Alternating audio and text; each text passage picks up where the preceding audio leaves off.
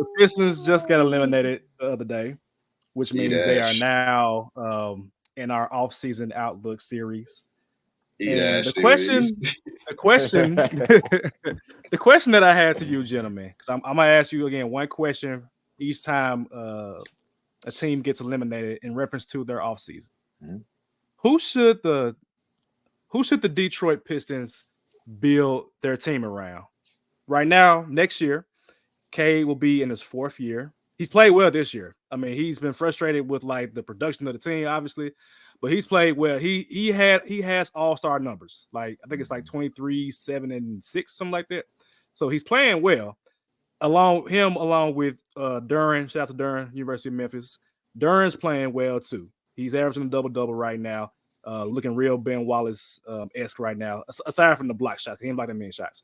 But I want to know, who do y'all think the Detroit Pistons should build around? Should they continue to push through with Cade, or do you transition to more of what they're typically used to? I think in the past, where it's like it's more team oriented. Like when they had Chauncey and Rip and Rasheed Wallace and Ben Wallace and Tayshaun Prince, it wasn't really like we got a legitimate MVP caliber player, but instead we have a team focused situation, which I think uh, Monty Williams might lean towards.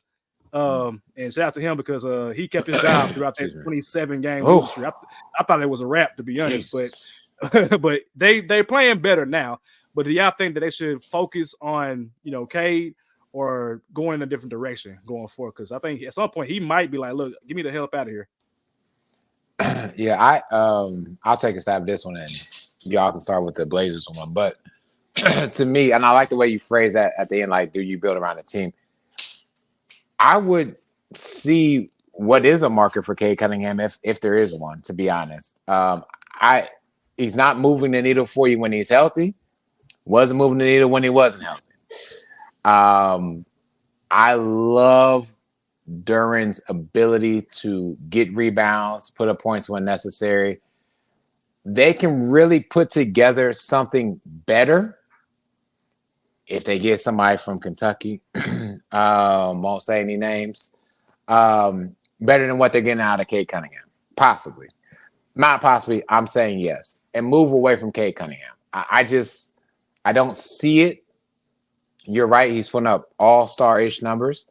But how many of those all-star numbers are, to the point that we've made before, are empty calories when they're already down by so many points, and Cade Cunningham is still in the ball game and still trying to make some type of impact down 20 or 30 points.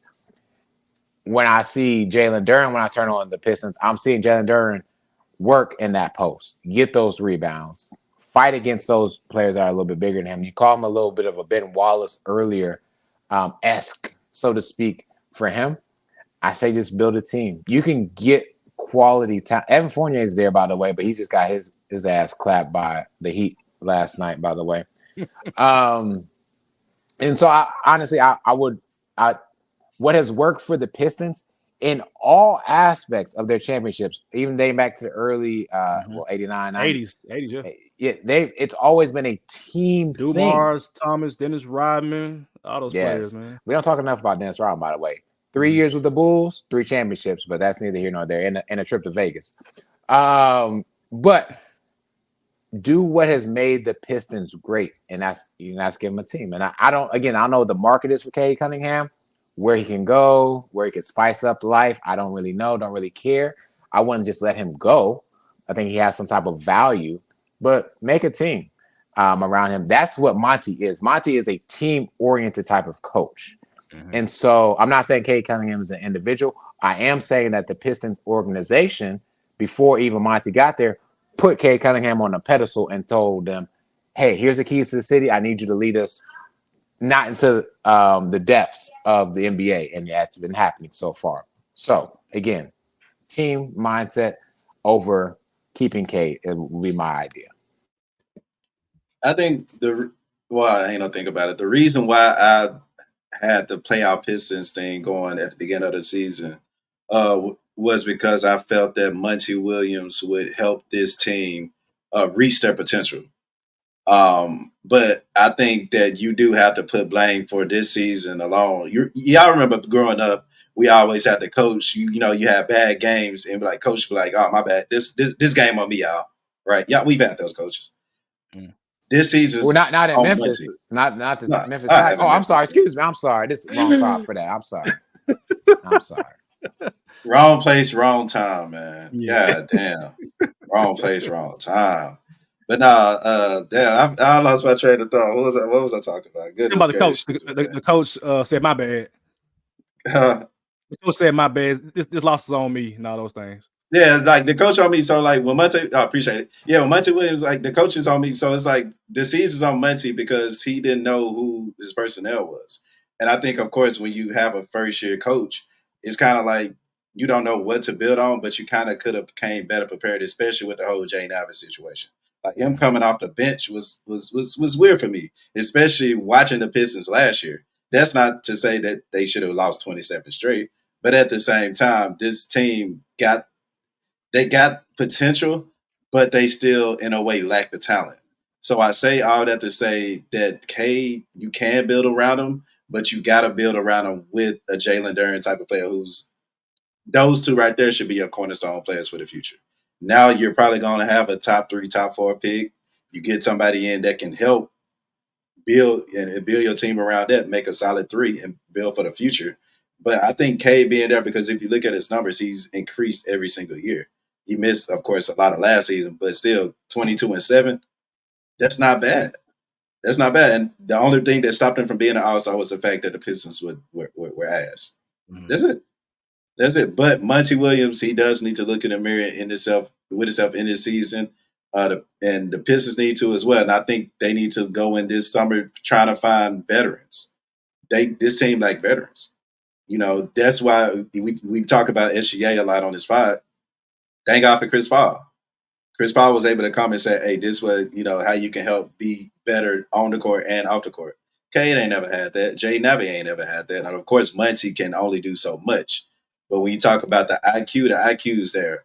I'm saying the potential's there. They just got to get more talent around them. And I think they'll have the cap space and, again, the draft pick over the summer to do it.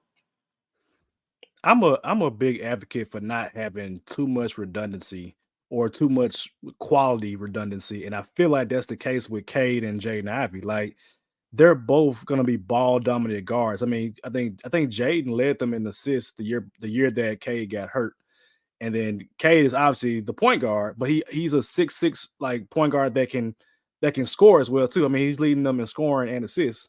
And so I think they're stunting Jaden Ivey's growth because, I mean, he's not a knockdown shooter. He's not going to knock down 40% from 3. I think it's like 31, 32 right now, which ain't He bad. can't shoot, though. I mean, say he can't shoot, though. He can shoot, but it's like he ain't my sharpshooter. That's not his. That's not his forte. You're not making the best use of your talent by having him being off the ball. You want him on the ball.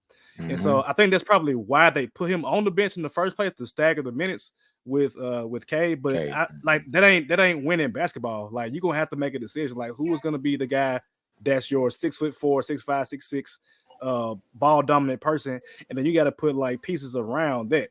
So it's kind of similar to like how I felt about Garland and Spider Mitchell, which I still feel kind of weird about that. They've been playing well, at least in the recent weeks, but like I still feel weird about it. And I don't think it's the Hawks as well with DeJounte and Trey. So I'm consistent with that. I'm very consistent with that. And so like I feel the same way about Detroit. I think Detroit needs like you got to have like your guard, your wing, and your big man. You got your big man, in my opinion. You might have your guard in either Cade or Jaden Ivey. You need somebody on the wing who I think they'll get this year in the draft. But I think letting go of one of them, and if I had to guess what they will probably do, they probably will let go of Jaden Ivey because Jaden Ivey was already kind of disgruntled anyway. And I think he still has value right now. And I don't think you can sell to the Detroit fans, we're going to trade Cade Cunningham. I would do it and be okay with it. But like I think for them, they would keep Cade, move Jaden somewhere else, and hopefully they can get a veteran piece in there and make that person like a starter and then bring in like a small forward type player, shooter or a slasher for Cade to kind of, do a 2-man game with. But I mean, I think they just got to figure out winning, man. They got to win games, man. They've been like, I grew up on Detroit being like an annoying team, man. Like they gonna play hard, they gonna play defense in every game, man. And it's like now it's kind of sad. It's like, damn, we sacrificed the Pistons to have a tough Detroit Lions team, but damn, man, Detroit Pistons is a dope franchise. Like for them to be trash this long, it's kind of eye opening.